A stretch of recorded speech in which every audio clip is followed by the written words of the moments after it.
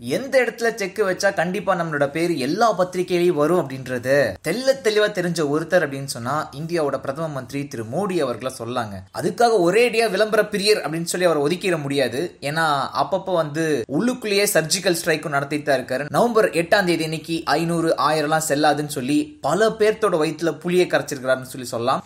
இப்போ புதுசா என்ன சொல்லியிருக்காருன்னா, பிஜேபியில் இருக்கிற எம்எல்ஏக்கள் எம்பிக்கள் எல்லாருமே நவம்பர் 8ஆம் தேதியிலிருந்து டிசம்பர் 31ஆம் தேதி வரைக்கும் உங்களோட டிரான்சாக்ஷன்ஸ் இருக்கு இல்லையா, அதை எல்லாத்தையுமே அமித்ஷா கிட்ட கொண்டு ஒப்படைங்க. டிசம்பர் 31க்குள்ள இது நடக்கணும். ஸோ 31ஆம் தேதி நீங்க ஒரு டிரான்சாக்ஷன் பண்ணீங்கனாலும் அதையும் இன்க்ளூட் பண்ணி ஒரு ரிப்போர்ட்டா கொண்டு எங்க டேபிள்ல வை அப்படின்னு சொல்லி அசைன்மெண்ட் கொடுத்திருக்கிறாரு. எதுக்காக இதுன்னு சொல்லி கேட்டீங்கன்னா, அப்பப்போ பிஜேபி எம்பிக்கள் எம்எல்ஏக்கள் இவங்க வீட்டில இருந்தெல்லாம் லம்பா பெரிய சைஸ்ல அமௌண்ட் கைப்பற்றப்படுகின்றதுன்னு சொல்லிட்டு அப்பப்போ நீங்க படிச்சிருக்க வாய்ப்பு இருக்கு.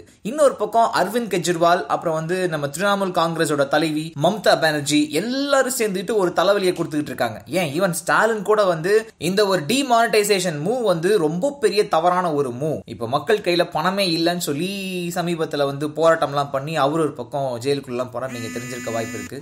அதன் காரணமா எங்க சைட்ல இருந்து எந்தவித பிரச்சனையும் இல்லை அப்படின்னு சொல்லி வெளி உலகத்துக்கு சொல்வதற்காக பிஜேபியில் இருக்கிற எம்பிக்கள் எம்எல்ஏக்கள் அவங்களோட டிரான்சாக்ஷனை சப்மிட் பண்ணுங்கன்னு சொல்லியிருக்காரு.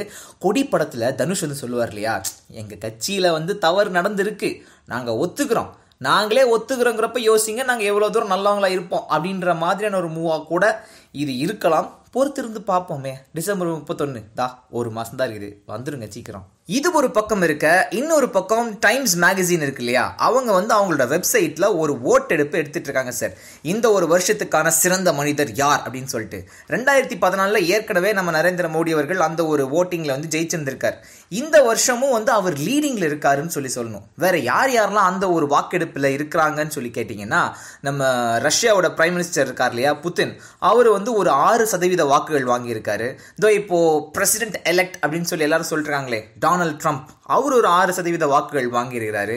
அமெரிக்க அதிபர் ஒபாமா அவர் பாத்தீங்கன்னா ஒரு 7% வாக்குகள் வாங்கியிருக்காரு. விக்கிலீக்ஸோட நிறுவனர் ஜூலியன் அசாஞ்சே அவர் ஒரு 10% வாங்கியிருக்காரு. நரேந்திர மோடி அவர்கள் 21% வாக்குகள் வாங்கியிருக்காரு. ஸோ முடிவில் கண்டிப்பா இவர் ஜெயிக்கிறதுக்கான வாய்ப்புகள் இருக்குங்கன்னு சொல்லியிருக்காங்க. இவர் போக வேற யார் இருக்காங்கன்னு சொல்லி கேட்டீங்கன்னா, ஆப்பிளோட தலைவர் டிம் குக், பிரிட்டன் பிரதமர் தெரசா மே, அமெரிக்கா அதிபராகிறதுக்கு போட்டி போட்ட ஹிலாரி கிளின்டன், இவங்க எல்லாருமே இருக்கிறாங்க. அப்புறம் போன வருஷம் இந்த ஒரு டைட்டில் வின் பண்ணது யாருன்னு பாத்தீங்கன்னா ஜெர்மன் சான்சலர் ஏஞ்சலா மார்க்கல். இந்த வருஷம் நரேந்திர மோடி அவர்களுக்கு கிடைக்குதா? அட்டை படத்துல இவரோட படத்தை போடுறாங்களா? பொறுத்திருந்து பார்ப்போம். திரு ரவி பச்சமுத்து அவர்கள் மறுபடியும் அட்மிஷன் எல்லாத்தையும் தான் டேக் ஓவர் பண்ணணும் அப்படிங்கிற ஒரு சூழ்நிலை வரும்போது, திரு மதன் அவர்கள் மயக்கி வச்சிருக்காரு திரு வேந்தர் அவர்களை. ஸோ இப்படியே போயிட்டு இருந்துச்சுன்னா அவரை ஏமாற்றி எதுவும் சொத்து எல்லாம் எழுதி வாங்கிடுவாரோ அப்படிங்கிற மாதிரி ஒரு எண்ணம் வந்திருக்கு. ஸோ கொஞ்சம் கொஞ்சமாக இவர் விளக்கணும் அப்படிங்கிற ஒரு முயற்சியில் ஈடுபட்டிருக்காங்க.